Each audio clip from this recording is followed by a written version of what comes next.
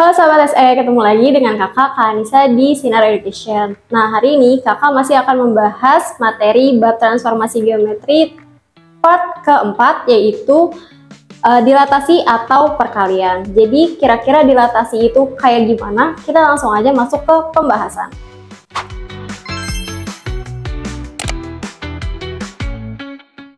Oke, nah di sini adalah gambaran dari dilatasi atau perkalian. Jadi dilatasi itu dari suatu objek biasanya dia akan berubah atau ditransformasikan, entah itu dia menjadi lebih besar atau menjadi lebih kecil.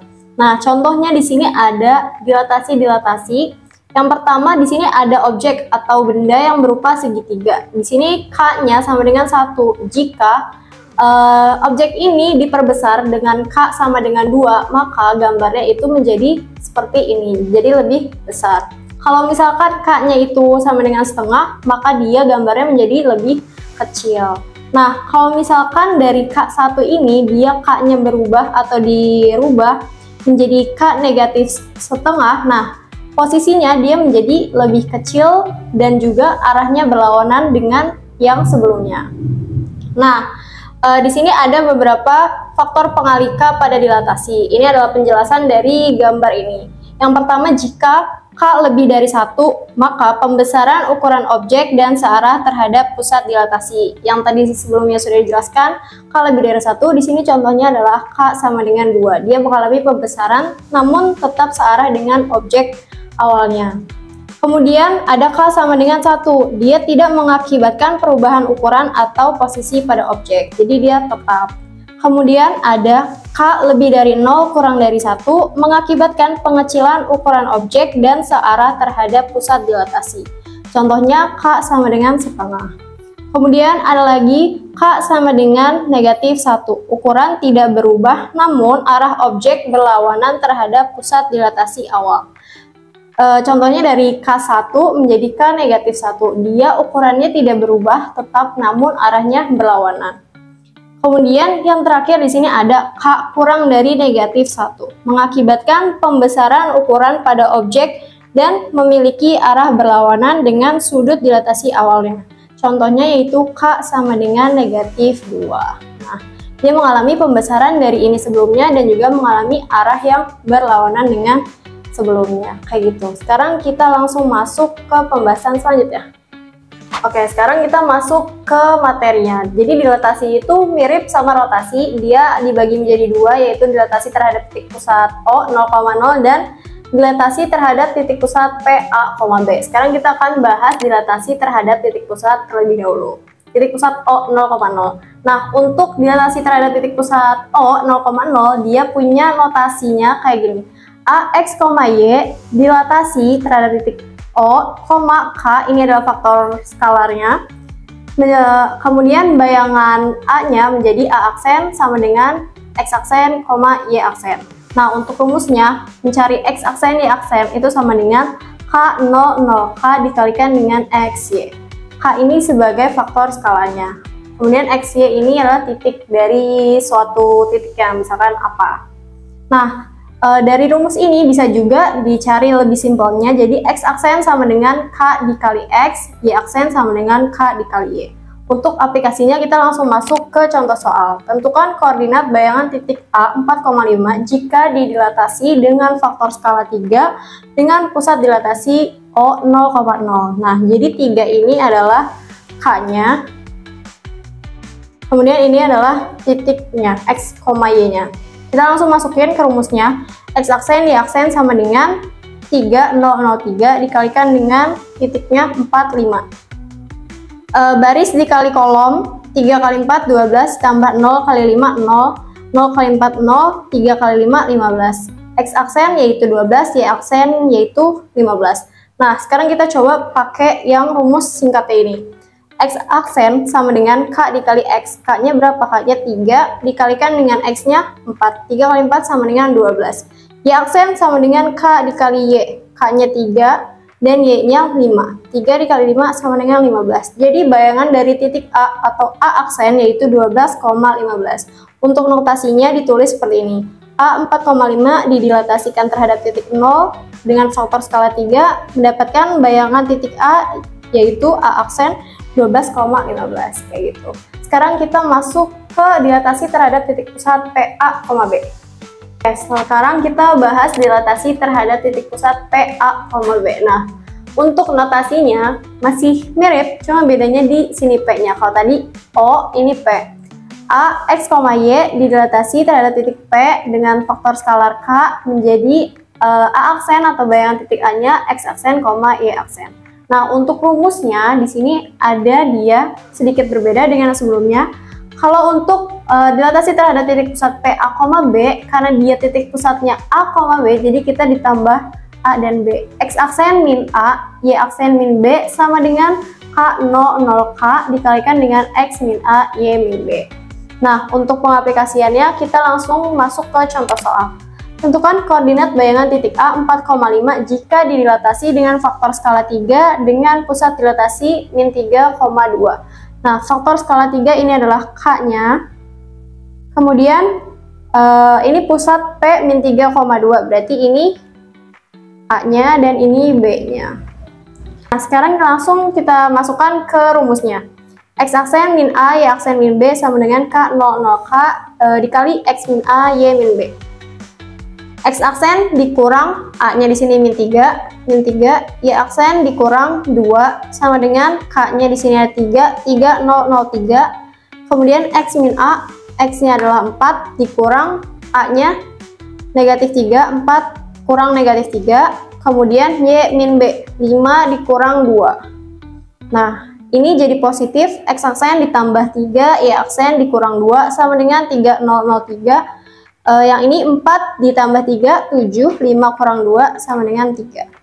Jadi X aksen ditambah 3, Y aksen min 2, ini kita perkalian matriks, baris dikali kolom, 3 kali 7, 21 ditambah 0 kali 3, 0, 0 kali 7, 0 ditambah 3 kali 3, 9. Jadi X aksen plus 3 sama dengan 21, Y aksen min 2 sama dengan 9.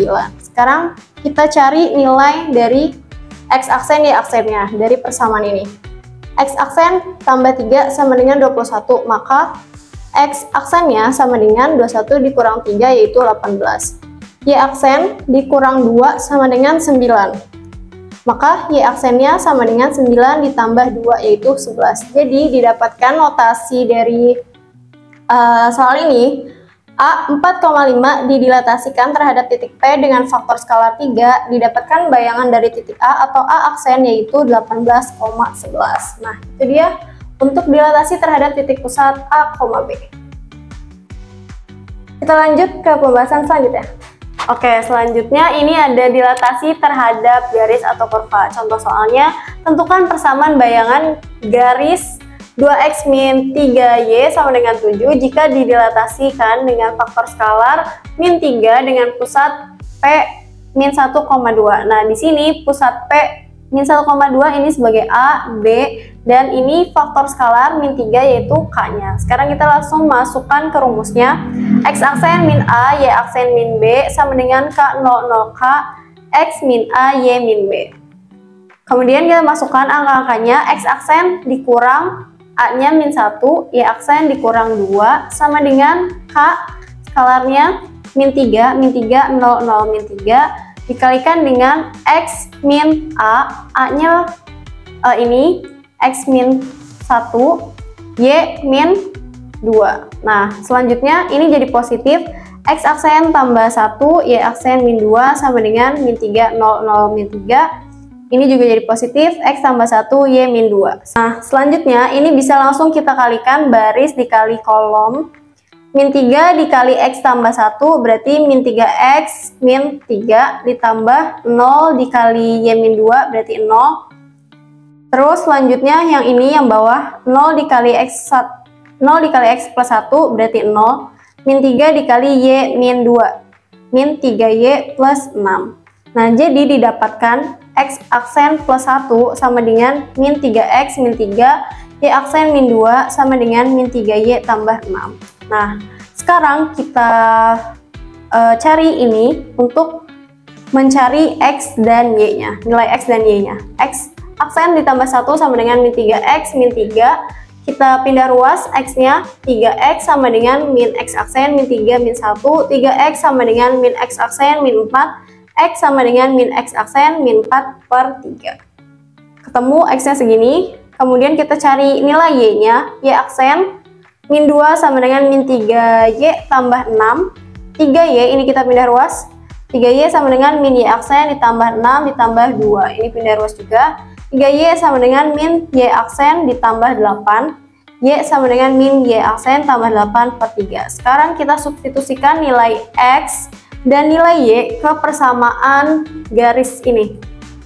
2X min 3Y sama dengan 7, 2 dikali X-nya min X aksen min 4 per 3 dikurang 3 dikali Y-nya min Y aksen tambah 8 per 3 sama dengan 7. Nah, karena di sini ada pecahan per 3, supaya ini hilang kita kalikan dulu dengan 3 semuanya. Jadi ininya udah hilang 3-nya. Jadi kita bisa langsung mengalikan ini. Kali pelangi seperti biasa. 2 kali min X aksen min 2X, ini aksennya langsung hilang aja ya. Min 2X, 2 kali min 4 min 8, min 3 dikali min Y positif 3Y, min 3 dikali 8 min 24 sama dengan 7 dikali 3 21. Nah, kemudian min 8 min 24 ini pindah ruas ke ruas kanan, didapatkan hasilnya yaitu min 2X ditambah 3Y sama dengan 53. Jadi persamaan bayangan dari garis 2X min 3Y sama dengan 7 sama dengan min 2X plus 3Y sama dengan 53. Nah, sampai sini gimana nih sahabat SE untuk dilatasi terhadap garis dan kurva? Semoga membantu. Nah, hari ini sudah selesai pembahasan tentang materi dilatasi. Nah, ternyata materi dilatasi ini masih mirip-mirip sama yang sebelumnya, yaitu rotasi. Kenapa mirip? Karena dia di sini dibagi menjadi dua jenis atau dua pengerjaan, terhadap titik pusat O 0,0 dan juga terhadap titik pusat P A, B. Nah, yang membedakan rotasi dan dilatasi, di dilatasi ini ada faktor skalarnya, yaitu ada faktor skalarnya yaitu K. Nah, untuk ngetes kira-kira kalian bisa nggak nih ngebedain bedanya rotasi dan dilatasi selain dari soalnya, dari bentuk notasinya, kira-kira bisa atau enggak? Nah, kalian bisa coba ngerjain latihan soal, beberapa latihan soal berikut untuk mengetahui bedanya dilatasi dan rotasi kalau dalam bentuk soal. Yang mana soalnya? Ini dia soalnya.